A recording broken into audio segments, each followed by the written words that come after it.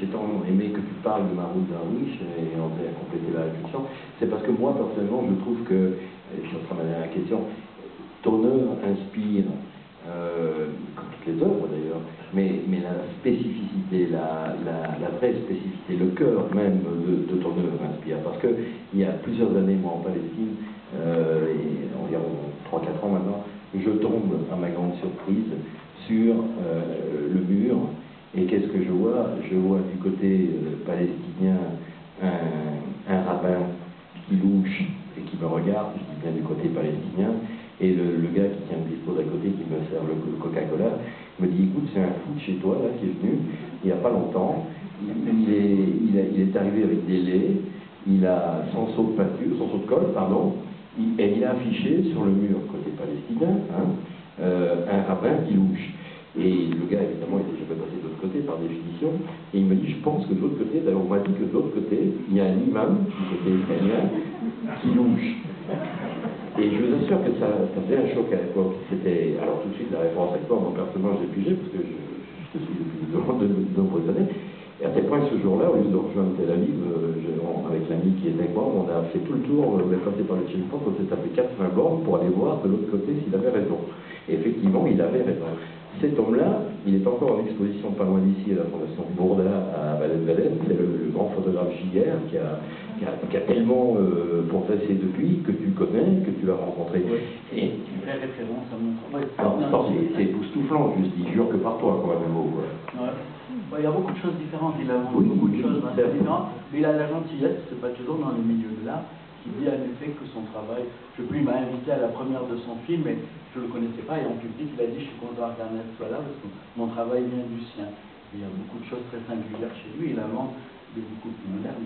Ah oui, mais c'est exactement... Non, oui, il travaille avec les ordinateurs, oui, il y a des choses en commun, oui. Moi, je me refuse à faire des grands portraits, il y a plein de choses que je veux pas faire. Mais c'est la même démarche, on prend une image, elle est vivante, on va l'afficher sur des lieux vivants, on fait réfléchir les vivants, et puis ensuite... Il y a des choses en commun, il y a des grandes différences. André, tu en reviendras, qu'il y a quand même des choses en commun là-dedans, sur cette démarche. Ce qu'on veut, moi, pour moi, la spécificité du travail d'Ernest, c'est quand même, parce qu'on passe vite là-dessus, c'est aussi l'attention portée et le talent porté au dessin. Je sais bien que l'œuvre sont les lieux, mais enfin, les dessins qu'il fait ne sont pas tout à fait n'importe quoi. On parlait tout à l'heure de la présence-absence. La dernière exposition chez Lelon sur la prison de Lyon, quand quelqu'un a vu les draperies, le suaire des suppliciés ou des pendus qu'il a dessinés, je pense quand même que ce talent-là, il ne faut pas toujours le passer par perte et profit. Ce qui est extraordinaire, et c'est une réflexion à porter sur l'ensemble de notre société, c'est-à-dire qu'à Naples, par exemple, il a collé des sérigraphies, mais il a collé des originaux aussi. Donc il y a là un parti pris qui questionne d'une manière particulière la société marchande, le marché de l'art. Enfin, il y a toute une réflexion qui est mise en œuvre par les heures, les semaines, les mois. Il expliquait tout à l'heure que pour faire un portrait de Darwish, il en a fait 50. Je suis bien placé pour savoir, avec tous les livres qu'on a pu faire ensemble, combien il fait ce dessin. Il y a là un investissement qui est hors circuit et qui ouvre autre chose, qui délibérément se place en dehors de la normalisation générale et du mouvement de spéculation autour de l'art. C'est quelque chose de très très important. En plus, ça a une portée philosophique sur ce rapport qu'il y a entre l'éphémère et la durée, entre la disparition, la révélation de ce qui est visible et invisible dans les lieux. Enfin, tout ça, c'est quand même des problématiques extraordinairement profondes et qui nous questionnent chacun d'entre nous. Et ça se passe où? Ça se passe là où on passe dans les rues. C'est-à-dire que chacun d'entre nous va avoir une question qui va lui être posée et qui ne se pose qu'à lui. C'est le type même de la problématique poétique. La poésie, ça ne s'adresse qu'à une personne multipliée par X. Il n'y a jamais de foule en face de la poésie. Un poème, c'est pris chacun le reçoit. Et chacun le reçoit comme il est capable de le recevoir et comme il est capable, et ce poème est capable de lui révéler quelque chose. Les images d'Ernest, c'est exactement la même chose. elles te prennent pour cible, et c'est à toi qu'elles posent la question. Clairement. Tu es qui ce jour-ci? Quel est le destin qui est le tien? Et est-ce que tu vas accepter de continuer à vivre dans ce monde givaro, ou est-ce qu'au contraire tu vas être capable de gagner un supplément d'espace, pas seulement un supplément d'âme?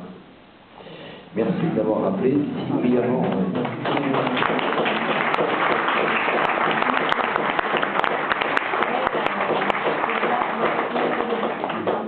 C'est bien ce qu'elle a posé. Non, c'est-à-dire que le fait de les inscrire, moi je vais parler juste très concrètement, pourquoi je travaille tellement le dessin. Je ne suis pas un maniaque. Si j'avais continué à faire de la peinture qu'on expose dans des galeries, je ne dessinerais pas de cette manière. Cette espèce d'effet de réel qu'il y a dans mes dessins vient du fait que je l'inscris dans la rue, que je ne veux pas que ça apparaisse comme un dessin exposé dans la rue, mais que ça s'y inscrive. Il y a assez d'effets de réel pour qu'il y ait une présence physique dans les lieux. Et simultanément, je veux affirmer que c'est un dessin. C'est-à-dire que je reste qu'en noir et blanc, ça affirme la convention du dessin, la feuille blanche et le truc. Donc il faut, dans mes dessins, que je travaille assez d'effets de réel pour qu'il y ait une présence physique, presque sensuelle dans la rencontre, et en même temps quelque chose qui dit c'est une image, c'est pas la réalité. Vous voyez, je pourrais faire du trompe-l'œil. Non, ça s'affirme comme une fiction. Et pour répondre à ces contradictions, à ces besoins contradictoires, effet de réel, effet de distance, il faut nécessairement beaucoup travailler le dessin. Il faut que mes dessins en quelque sorte, ils sont nés des lieux dans lesquels je les mets. C'est-à-dire que moi je vais, quand je sais qu'une image va être dans un lieu, je vais à toutes les heures voir les lieux, voir comment la lumière vient fonctionner dessus, quelle est la texture du mur, quelles sont les couleurs qu'il y a autour, comment on va découvrir le mur en marchant de loin, de près, tout ça. J'essaie de choper choper tout ce qui se voit dans le lieu.